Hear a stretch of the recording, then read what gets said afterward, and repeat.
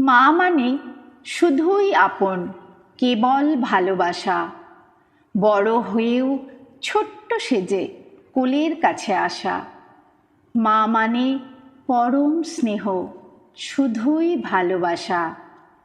শিশু হয়ে মায়ের কোলে পৃথিবীতে আসা।